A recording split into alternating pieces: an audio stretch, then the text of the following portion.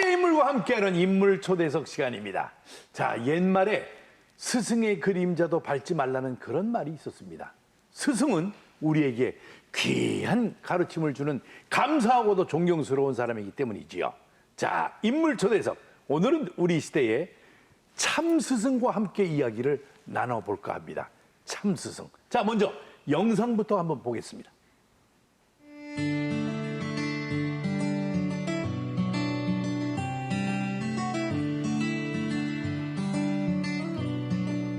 기출 문제를 기준으로 해서 변형 문제가 시험에 계속해서 출제가 되고 있어요.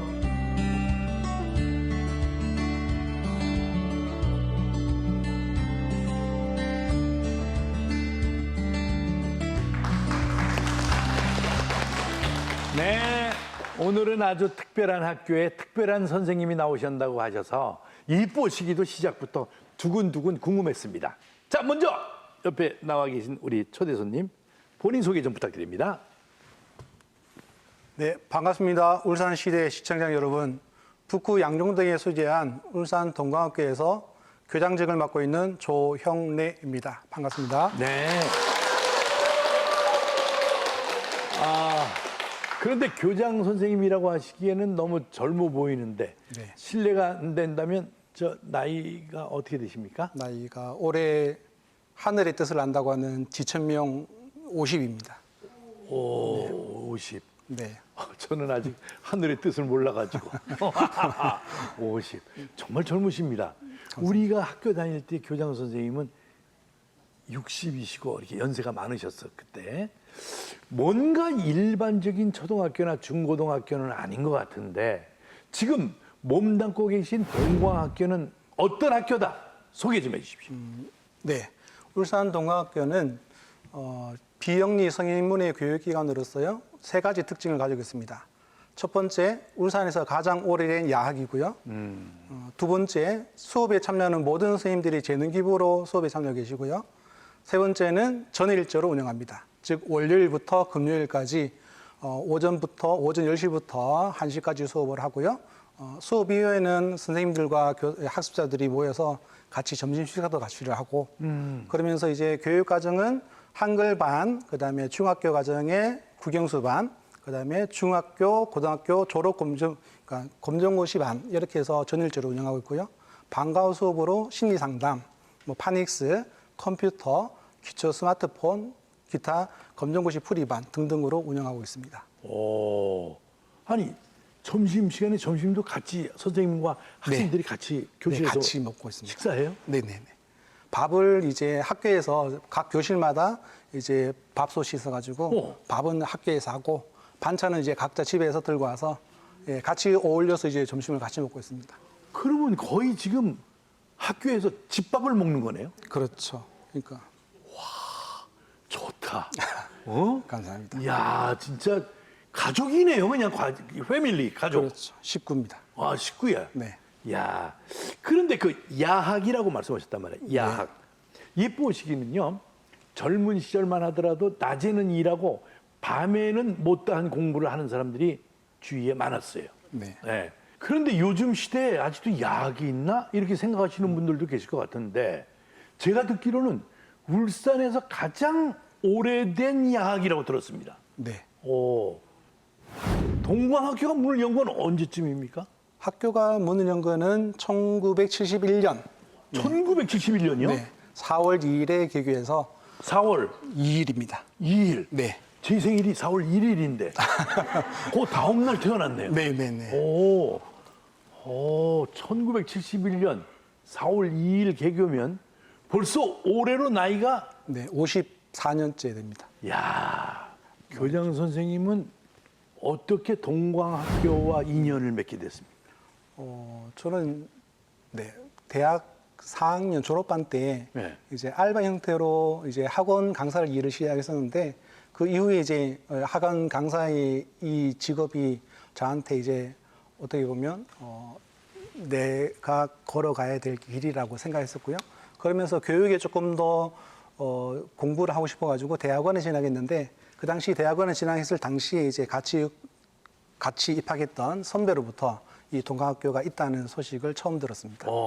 선배한테. 네네. 그러면은 이 학교에서 재능을 나눠야겠다 결심하게 된 계기가 있을 거예요. 어느 원인이 하나 있었을 거예요. 네, 그 계기는 대학원 입학할 때부터 이제 학교 소식은 들었었고, 그때부터 이제 제가 이제 사회교과를 담당했었는데 사회교과 담당 교사가 없다 그래서 네. 계속해서 이제 학교에 오라고 수업하라고 이렇게 말씀하셨는데, 저는 너무 처음부터 이렇게 너무 고리감, 그러니까 재능 기부를 제 인생에서 생각해 본 적이 한 번도 없거든요. 근데 결과적으로 가게 된 거는 어떻든 간 선배의 강압입니다. 강압. 강압으로 갔는데 네. 그러면 어느 정도 그럼 거기서 그 평생을 거기서 저 선생님으로 계실 거로 생각을 했었어요? 네, 처음에 이제 어쩔 수 없이 갈 수밖에 없는 상황 하에서 그러면 선배님한테 3개월만 하겠다.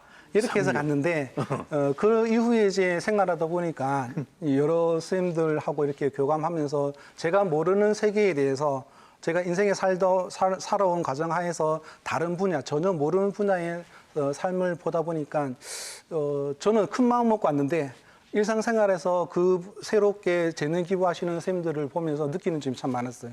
네, 그렇다 보니까 그게 3개월이 지나서 지금까지 지금 현재 19년째 이어져 오고 있습니다. 3개월만 하겠다고 결심을 하고 선배 강압으로 인해서 그 학교에 갔는데 3개월이 19년 됐어 지금. 박수 한번 보내주세요.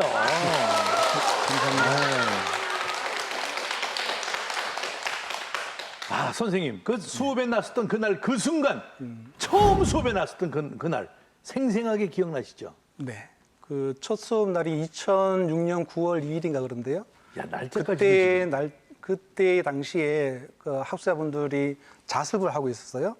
제가 들어갔을 때 전부 다 기립박수를 쳐줬습니다. 이야. 그 당시에 학생분들 교실 한 15, 6명 정도 계셨는데, 그동안에 이제 사회교과 담당 교사가 없어가지고 3개월 정도 자습만 그 시간대 하고 있었다는 거죠. 그래서 자습. 그때 이제 박수 치면서 너무 환영을 해주셔가지고 그래서 그때 부담도 컸었고, 그다음에 그 당시에 학습자분들하고의 교감이 워낙 강렬해서 그 부분도 지금까지 계속해서 하고 있는 계기가 되지 않았나 생각합니다. 그 박수 때문에 3개월이 19년 된 것 네. 같아. 네. 지금도 그 박수 소리가 이렇게 기억나면은 너무 아름다운 박수죠. 그렇죠. 지금까지 선생님에게 배움을 받은 학생 수는 얼마나 됩니까? 글쎄요, 대략 뭐 카운팅을 제가 뭐 매년마다 할 하지는 수는 없지. 않았는데, 대략 같이 수업했던 학습자분들이 대략 한 1,000명 정도는 되지 않을까라고 생각합니다. 19년 동안 1,000명. 기억에 남는 학생도 있겠죠? 네, 그 첫 수업에 했던 그 수업의 학습자분들도 지금도 다 기억났고요. 네. 그다음에 학업적인 부분과 일상 학교 생활적인 부분에서 한 분씩만 꼽으라 그러면, 네. 저희가 코로나 이후에 2020년도 이후에 저희가 검정고시를 담당하는데, 저희 학교의 가장 큰 훈장이라고 그러면 울산에서 최고령 합격자를 배출했다는 거죠. 최고령 합격자. 네. 그래서 21년도에 중졸 고졸 검정고시, 23년도에 2회차의 고졸 검정고시, 그리고 올해, 그러니까 지난주 5월 8일에 합격자 발표가 났거든요. 그래서 울산 지역에서 가장 고졸에서 최고령 합격자를 배출했는데, 이것이 이제 학교 학업적인 부분에서 가장 기억에 남는 부분이고요. 생활적인 부분에서는 저희가 학교를 졸업하고 난 다음에도 불구하고 본인이 대학까지 진학하시고, 그러면서 이제 본인이 직장생활을 하셔요. 직장생활 하는 과정에서 1년이 아니고 이제 월에 두세 번 쉬는 그 하루 동안에도 학교에 나오셔가지고, 그래서 학습자분들한테 이제 점심 식사도 제공하고, 이런 분들이 기억에 가장 많이 남습니다. 지금 학교에 대해서 그 합격자들 발표 듣고 우리 선생님께서 말씀하시는데 점점 입꼬리가 올라가. 자랑스러운 거예요 지금. 네. 그죠? 네. 자, 오늘 이 자리에는요, 선생님이 방금 말씀하신 올해 검정고시 최고령 합격자분이 나와 계십니다. 반갑습니다. 안녕하세요. 안녕하세요. 네. 자, 우리 시청자 여러분들께 본인 소개 부탁드리겠습니다. 본인 소개 마이크 대고. 네. 안녕하세요. 저는 울산 양정동에 사는 하예순입니다. 반갑습니다. 네. 올해 연세가 어떻게 되세요, 어머니? 80입니다. 80. 아, 몇 가지 질문을 할게요. 몇 번 만에 검정고시에 합격하셨어요? 하도 많이 해가지고 잘 몰라요. 기억을 더듬어 보시면은 한 몇 번 시험을 봤어요? 뭐 한 20번 치는 것 같습니다. 20번. 예. 시험을 20번 봤어요. 예, 예, 예. 그러면 19번이 떨어지신 거예요. 그죠? 예. 그래도 끝까지. 야, 한 몇 년 걸렸어요? 20번 시험 보는데. 근데 잘 시어보지도 않았는데 한 10년 걸린 것 같습니다. 10년 만에 검정고시 합격. 예. 그 합격 소식을 들었을 때 기분이 어땠어요, 어머니? 긴가 아닌가 믿어지지 않고 눈물이 핑 났습니다. 눈물이. 예. 믿어지지 대성통곡. 않아가지고. 저 같았으면 아마 대성통곡을 했을 거예요. 그 공부를 가르쳐 주신 선생님들이 뭐라고 뛰어와서 뭐라고 하시던가요? 너무 축하를 많이 해줘가지고 너무너무 축하를 많이 받았습니다. 가족들은 가족들도 우리 할머니 우리 손자들도 할머니 대단합니다. 우리 할머니 최고입니다. 사랑합니다. 그리고 우리 딸도 우리 엄마가 최고다. 그러고 칭찬 많이 들었습니다. 아, 손녀들도 그렇게 좋아해요? 예, 손자들도 좋아하고. 그런데 말이죠, 어머니. 예, 20번 떨어지실 때까지 예. 아유, 이제 그만 포기해야겠다라고 생각할 때도 있었지요. 그런데 포기를 하지 않도록 과목 자꾸 붙여주더라고요. 안 붙여줬으면 내가 포기를 했을 건데. 예. 그래도 치도 보면은 한 과목도 붙여주고 뭐 두 과목도 붙여주고 자꾸 하는 바람에. 어머니, 붙여줬다는 게 다른 과목들은 통과가 된 거예요. 점수를 잘 받은 거예요. 그죠? 예, 점수가 이제 뭐 이번에는 영어가 붙었다 그러면 또 다음에는 또 과학이 붙었다. 또 뭐 이렇게 역사가 붙고 자꾸 이렇게 붙어주는 바람에 포기를 하지 않고 그럼 떨어진 과목은 뭐였어요? 자꾸 시험 자꾸 보면 떨어지는 치는데 거. 떨어지는 것은 처음에 수학이 떨어지고 국어가 떨어졌어요. 어려웠어요? 예, 근데 많이 어렵지요. 그러니까 이제 수학이 떨어지더만은 나중에 수학이 딱 붙어버렸어요. 붙어버렸어요. 예, 붙어갖고 남았어요 점수가. 점수가 남았다는 거는 예. 평균 점수에서 올라갔다는 얘기예요? 예. 그러면 또 국어는?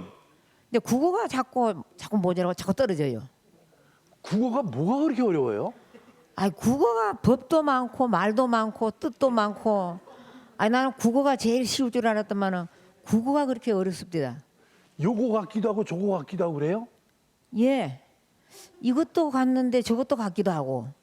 너무 우리 선생님들이 머리가 지혜로우셔가지고 시험 내는 거 보면은 또 헷갈리고. 아니 예. 어떤 선생님이 머리가 지혜로우시다는 거예요?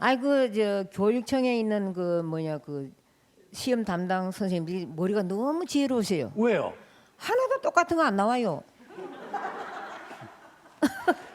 비슷하면서 아니게 나와요. 내가 머리가 이렇게 지혜로우시구나. 제가 감동 먹었습니다. 한 번 정도 나왔던 문제라면은 맞힐 수가 있는데 예. 매번 문제가 달라요? 예, 그렇게 많이 봐도 똑같은 거 없습니다. 그게 시험 출제하는 선생님들의 지혜가 대단하다 이거죠? 대단하지요.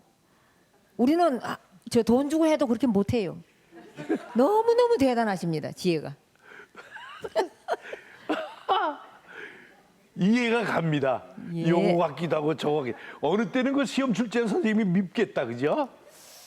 미운 것보다도 어째 이렇게 머리가 지혜로우실까? 나 같으면 미워. 저는 미워하지는 않았습니다. 솔직히. 자, 옆에는 말이죠. 다른 어머님이 또 한 분 계십니다. 본인 소개 좀 해주세요. 네, 저는요. 지금 공부가 너무 배우고 싶어서 동광학교에서 공부 열심히 해가지고 대학을 다니고 있는 홍성입니다.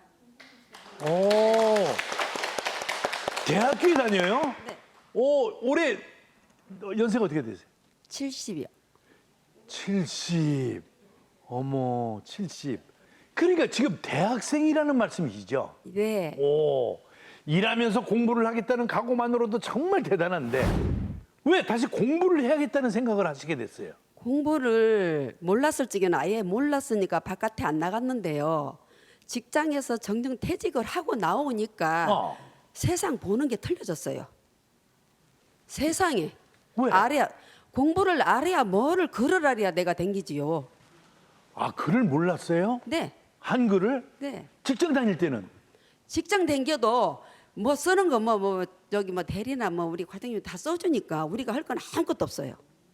우리가 할 거는 근데 우리 시대는 일만 하면 됐어요.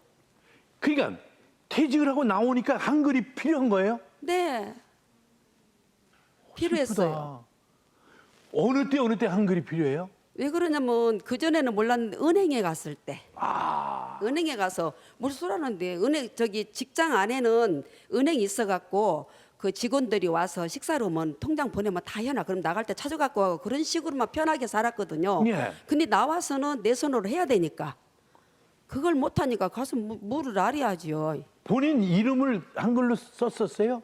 그때는 이제 남이 써주면 내가 그 썼는데 인자는 써요. 이제 남의 아니 손을 지금 안 빌- 말고 그 전에 그 한글 배우기 전에는 전에 남의 손을 빌렸어요. 동광학교 다니기 전에는 남의 손을 갖다가 빌려가지고 예예예예 좀 써주라고 했어요. 근데 그 전에도 사건이 있었어요. 무슨 사건? 아 무슨 사건이 있냐면은 우리 저기 뭐냐 우리 딸을 이제 출생 신고를 한다고 우리 시어른이 이거 좀 이름을 써달라 하더라고요. 시어른이 그래서 내가 이름을 못 쓰니까 가만히 있었어요. 가만히 있어야지 어떻게 해? 네, 그래갖고 가만히 있었고 옆에 분이 오길래 이름을 윤이라고 지라고 내가 그렇게 보냈는데 나도 그것도 몰랐어요. 몰랐는데 결혼하고 나서 등본 띄고 내가 글을 아니까 그때 보니까 본 이름이 아니고 다른 이름이 올라가 있어요. 다른 이름이. 아 한글을 몰랐을 때 이름을 썼는데 네, 알고 여- 나니까는 다른 이름이 올라갔다. 예예. 내가 우리 딸아이 이름이 지금도 본 이름은 윤인데 다른 이름이 올라가 갖고 지금도 아직 안 고치고 있어요. 아 지금은 뭐 한글 우습죠? 지금 그냥. 알죠. 내가 아니까는 그 결혼식 때 등본 떼와가지고 그때 봤는데 이름이 딴 거더라고요. 어머니 한글을 배우고 나니까 네. 딴 세상 사는 것 같지 않아? 세상이 넓어지고 내가 우리 동광학교에 했으면 지금도 까막눈을 있을 건데 내가 우리 동광학교를 가기를 너무 잘했다는 생각이 들어요. 내가 왜 눈물이 나니? 지금은 글을 막 쓰고 싶어, 그죠? 네. 그래서 많이 쓰고 있어요. 그러면 동광학교는 무엇이다? 라고 얘기하면 어떻게 표현하실 거예요? 저는 동광학교는 내 인생에 전부를 내 밝게 해준 그 울타리고 나를 진짜 깨우쳐준 우리 동광학교. 저는 거기에서 모든 과목을 다 통과했기 때문에 저희 집이나 똑같습니다. 집. 예, 하나서부터 거기서 다 밟아 올라왔어요. 이야, 참. 전체까지. 야, 오늘 이 방송을 보시는 분들 똑같은 분위기에 계신 분도 없지 않아 계실 건데 그분들이 이 방송을 보시고 동광학교 어디 있어? 네, 간다. 그러고 결심하시는 분도 계실 것 같아. 자, 우리 선생님. 네. 때를 놓친 분들에게 희망이 된 동광학교. 지금은 학교에 어려움이 있다고 얘기를 들었어요. 네. 학교가 2016년도에 저희 학교가 교육청에 사회교육시설로 등록되어 있던 것이 말소가 되었습니다. 예, 토지 문제와 관련돼 가지고 이런 문제가 이제 교실 건축물 대장, 그러니까 건축물 건물도 이제 3분의 1이 잘려 나가는 그런 과정 하에서 이제 현재 시점으로 그 법적인 규정을 맞추지 못하다 보니까 사회교육시설로 등록도 말소된 상태에서 지금은 이제 무등록의 상황인 거죠. 그럼 해결할 방법이 없나요? 네, 해결을 하려고 그러면 현재 저희 학교가 있는 이 부지 자체가 자동차 부지거든요. 자동차 회사? 네네. 자동차 회사로부터 이 토지 사용 승낙서라든지 아니면 건축물 대장이라든지 이런 부분들이 서류적으로 현재 법률에 맞게끔 다시 이제 재신청을 해야 되는 그런 상황이 있습니다. 정말 이 안타까운 상황. 해결할 방법은 바로 그 토지를 갖고 계신 네. 그 회사에서 네. 어떤 걸 써줘야 됩니까? 일단 저희 입장에서 가장 좋은 점은 지금 현재 건물이 1985년도에 지어진 건물이 지금까지 이어오면서 부분적으로 수리하고 있는 부분이거든요. 그 부분을 이제 저희 바람은 이제 신축해 줬으면 좋겠다라는 부분인데 그게 어렵다 하더라면 토지에 관련된 부분에 토지 사용 승낙서와 지금 현재 건물을 건축물 대장에 등록할 수 있는 그 정도만이라도 절실하게 필요한 상황입니다. 이 어려운 상황에서도 간절한 마음으로 노력하는 분들이 모인 학교. 모쪼록 잘 해결됐으면 하는 바람이 큽니다. 더불어서 지원이나 개선이 좀 뒤따랐으면 좋겠다 싶은 것. 오늘 이 자리에서 어디 가서 말 못하신 거 속 시원히 한번 말씀해 보십시오. 네. 우리가 이제 평생교육의 한 분야로 치면은 여기에 담당하는 부분이 이제 이전에는 교육청 담당이었는데 현재 교육청 울산교육청에서는 이 평생교육에 관련된 성인문예와 관련된 부분에서는 학력인증제라고 하는 부분만 지원해주고 그 외적인 부분에서는 이제 손을 놓고 있는 상황이거든요. 그 외적인 학력인증 이외에 다른 여러 가지 지원 프로그램을 마련해 주시면 좋겠고요. 그다음에 더불어서 지자체, 특히 북구청에서 이제 저희는 공모사업이 있으면 그 공모사업을 신청을 해서 지원을 받을 수 있는 부분이 있는데 그런 지원들은 프로그램에 관련된 지원이지 학교 운영에 관련된 지원금을 저는 못 받고 있는 상황이거든요. 그래서 지금은 이제 주변에 재능 기부하시는 선생님들, 주변 지인들을 통해서 후원을 받고 있는 상황입니다. 그래서 기관으로부터 학교 운영금에 관련된 지원을 해주시면 고맙겠습니다. 교육청에 계신 분들, 네. 교육청에 계신 분들, 북구청장님, 네. 북구청장님, 그분 좋은 분입니다. 네. 부탁드립니다. 참 어려운 상황 속에서도 배움을 나누는 모습 정말 교장 선생님 존경스럽습니다. 그리고 그 학교에 계신 선생님들 모두 존경스럽습니다. 한 명의 학생이라도 있는 한 학교를 계속 지켜주실 거죠? 네, 당연합니다. 저희 학교는 한 명의 학습자가 있을 때까지 필요할 때까지 저희 학교를 계속 유지하자라고 하시는 학습자분들이 모인 장소가 저희 학교입니다. 저희 학교는 어른들의 놀이터라고 할 수 있겠습니다. 놀면서 지식을 배웁니다. 오늘 동광학교를 대표해서 나오신 조영래 교장 선생님을 비롯해서 자신의 재능과 시간을 나누는 다른 선생님들 모두 멋지다는 생각이 듭니다. 여러분, 우리 시대의 참스승과 도전을 두려워하지 않는 학생들에게 큰 박수로 응원해 주시기 바랍니다.